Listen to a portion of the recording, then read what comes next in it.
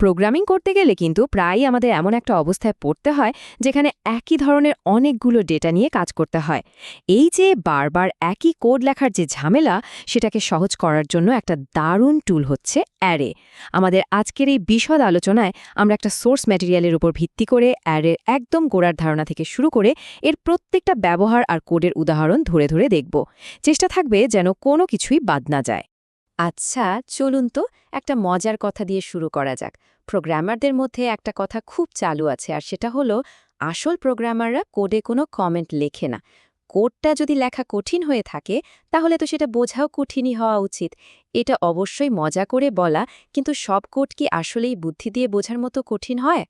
সেই কোডটার কথা কি বলবেন, যেটা কঠিন না, কিন্তু একই কাজ বারবার করার কারণে ভীষণ একঘেয়ে আর বিরক্তিকর, যেখানে আসলে নতুন কিছু করার নেই, শুধু একই লাইন কপি পেস্ট করে যেতে হচ্ছে। যেমন এই উদাহরণটাই দেখুন না। ধরুন 10টা সংখ্যা ইনপুট নিতে হবে। তার জন্য 10টা আলাদা ভেরিয়েবল বানানো হলো, এ বি সি, তারপর 10 বার ধরে স্ক্যানএফ লেখা হলো। এটা তো শুধু দেখতেই বড় আর গ্রমস্কি লাগছে না, এটা ম্যানেজ করাও একটা দুঃস্বপ্নের মতো। একবার ভাবুন তো, যদি 10টার বদলে 100টা সংখ্যা নিতে হতো, কি অবস্থাটা হতো। কোডটা শুধু লম্বাই হতো না, এর ভেতর থেকে একটা ছোট্ট ভুল খুঁজে বের করা প্রায় অসম্ভব হয়ে যেত। ঠিক এখানে এই বারবার একই কোড লেখা আর অগোছালো অবস্থার একটা দারুণ আর পরিচ্ছন্ন সমাধান হিসেবে আসে অ্যারে। তাহলে এই অ্যারে জিনিসটা আসলে কি? একদম সহজ করে বললে, অ্যারে হলো একই ধরনের ডেটার একটা সাজানো তালিকা, যা একটা মাত্র নামে সেভ করা থাকে। এর সবচেয়ে বড় সৌন্দর্য হল মেমোরিতে এর উপাদানগুলো সব পরপর সাজানো থাকে।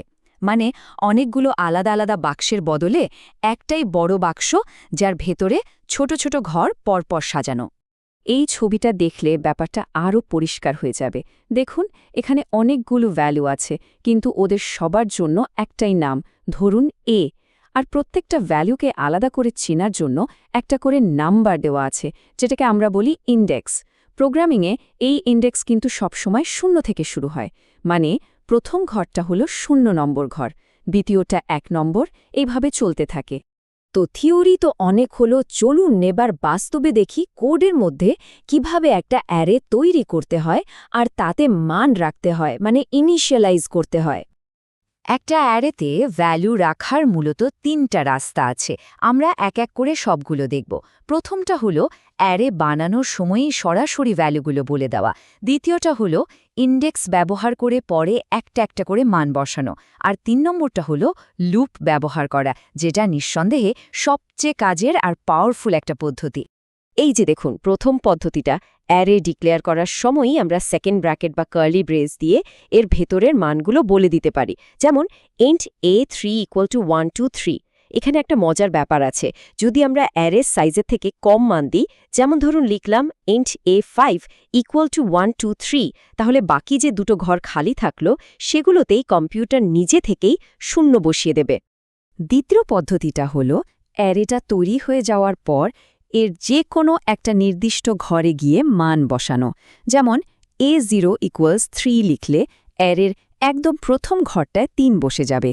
এই পদ্ধতিটা খুব কাজে লাগে যখন প্রোগ্রামের মাঝখানে হুট করে কোনো একটা ঘরের মান বদলে ফেলার দরকার হয়। আর এই হচ্ছে সেই জায়গা যেখানে অ্যারের আসল জাদুটা দেখা যায়। বারবার স্ক্যানএফ লেখার বদলে আমরা ছোট্ট একটা ফর লুপ ব্যবহার করতে পারি। লুপটা 0 থেকে শুরু হয়ে অ্যারের সাইজ পর্যন্ত চলবে, আর প্রতিবার AI ব্যবহার করে অ্যারের প্রত্যেকটা ঘরে ইনপুট নিয়ে নেবে। ভাবুন তো, মাত্র 3 লাইনের কোড দিয়ে 10, 20, এমনকি 100টা সংখ্যার ইনপুট নেওয়া যাচ্ছে। এটাই হলো সেই আহা মোমেন্ট, যেখানে কোডের কার্যকারিতা এক লাফে বহুগুণ বেড়ে যায়। আর যেই নিয়মটা ইনপুট নেওয়ার জন্য খাটছে, ঠিক একই নিয়ম ভ্যালু প্রিন্ট করার বেলাতেও খাটবে। বারবার প্রিন্টএফ লিখে প্রত্যেকটা এলিমেন্ট প্রিন্ট করার থেকে একটা লুপের মাধ্যমে সবগুলোকে প্রিন্ট করা অনেক বেশি স্মার্ট একটা কাজ। এতে কোড শুধু ছোটই হয় না, অনেক বেশি পরিষ্কার আর সহজে পড়া যায়। আর এটাই তো ভালো প্রোগ্রামিংয়ের একটা বড় লক্ষণ, তাই না? তো আমরা ডেটা রাখতে শিখলাম, ডেটা বের করে দেখতেও শিখলাম। এবার চলুন এটা দিয়ে একটা সত্যিকারের কাজ করা যাক।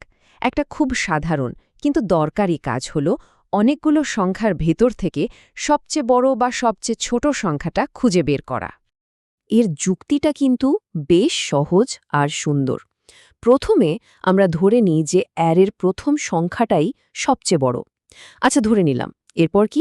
এরপর আমরা এক এক করে বাকি ঘরগুলোতে যাব আর তুলনা করব। যদি বর্তমানের সবচেয়ে বড় সংখ্যাটার চেয়েও বড় কোনো সংখ্যা পেয়ে যাই, তাহলে আমরা আমাদের সবচেয়ে বড় সংখ্যাটাকে আপডেট করে নতুনটা বসিয়ে দেব। যেমন অ্যারেতে যদি 5, 8, 3 থাকে, প্রথমে ম্যাক্স হবে 5। এরপর যখন 8 আসবে, ম্যাক্স আপডেট হয়ে 8 হয়ে যাবে। শেষে 3-এর সাথে তুলনা করে দেখবে 8ই বড়, তাই ম্যাক্স আর বদলাবে না। ব্যাস, পুরো অ্যারেটা দেখা শেষ হলে আমাদের হাতে সবচেয়ে বড় সংখ্যাটা থেকে যাবে। আর এই যে দেখুন, আমরা একটু আগে যা যা বললাম ঠিক সেটাই কোড হিসেবে লেখা হয়েছে এখানে। প্রথমে ম্যাক্স ভ্যারিয়েবলে অ্যারের প্রথম মানটা অর্থাৎ A0 রাখা হলো। এরপর ফর লুপটা কিন্তু শুরু হয়েছে i = 1 থেকে, কারণ প্রথম ঘরটার সাথে তো আর তার নিজের তুলনা করার কোনো মানে হয় না। লুপের ভেতরে শুধু একটা ইফ দিয়ে চেক করা হচ্ছে, আর দরকার পড়লে ম্যাক্সের মানটা বদলে দেওয়া হচ্ছে। লজিকটা একবার বুঝে গেলে কোডটা একদম জলের মতো সোজা। সবচেয়ে ছোট বা মিনিমাম সংখ্যাটা বের করার জন্য কিন্তু নতুন করে মাথা ঘামানোর কোনো দরকারই নেই। একদম একই লজিক, শুধু তুলনাটা উল্টে দিতে হবে। যেখানে আমরা max less than AI check করছিলাম, সেখানে AI less than min check করলেই কাজ শেষ। ভাবুন, একই কোড, শুধু একটা চিহ্ন বদলেই সম্পূর্ণ ভিন্ন একটা কাজ করে ফেলছে। অ্যারের আরেকটা খুব জরুরি কাজ হলো এর ভেতর থেকে নির্দিষ্ট কোনো একটা ডেটা খুঁজে বের করা, যাকে আমরা বলি সার্চিং। সার্চিংয়ের সবচেয়ে সহজ পদ্ধতির নাম হল লিনিয়ার সার্চ। এর সবচেয়ে বড় সুবিধা হলো এটা খুবই সহজ, আর অ্যারেটা গোছানো বা সর্টেড না থাকলেও চলে। কিন্তু একটা সমস্যাও আছে। যদি আমাদের ভাগ্য খুব ভালো হয়, তাহলে হয়তো প্রথম চেষ্টাতেই আমরা আমাদের কাঙ্ক্ষিত আইটেমটা পেয়ে যাব। কিন্তু যদি ভাগ্য খারাপ হয়, তাহলে পুরো অ্যারেটা খুঁজে দেখতে হবে। তাই অ্যারের সাইজ যদি অনেক বড় হয়, তাহলে এই পদ্ধতিতে অনেক সময় লেগে যেতে পারে। এই স্লাইডে দেখুন, দুইটা ঘটনা ঘটতে পারে। বাম দিকে ছবিটার মতো আমরা যা খুঁজছি সেটা অ্যারের ভেতরে পেয়ে গেলাম, এটাকে আমরা বলছি সাকসেসফুল সার্চ। আর ডান দিকে দেখুন, পুরো অ্যারে খোঁজা শেষ কিন্তু জিনিসটা পেলাম না, এটা হলো ফেলড সার্চ। কোডের ভেতরে সাধারণত একটা আইটেম পেয়ে গেলেই আমরা লুপটা থামিয়ে দিই, আর যদি পুরো লুপ শেষ হয়ে যায় তাহলে বুঝি যে আইটেমটা অ্যারেতে নেই। অ্যারের ব্যবহার কিন্তু এখানেই শেষ না। ধরুন, একটা ক্লাসের সব ছাত্রছাত্রীর পরীক্ষার নম্বর কোথায় রাখবেন? অ্যারেতে। তারপর সেই অ্যারে থেকে সবার গড় নম্বর বের করা, জোড় বিজোড় সংখ্যা আলাদা করা বা বিভিন্ন পরিসংখ্যান বের করার মতো অনেক জটিল কাজও অ্যারে ব্যবহার করে খুব সুন্দরভাবে করা যায়।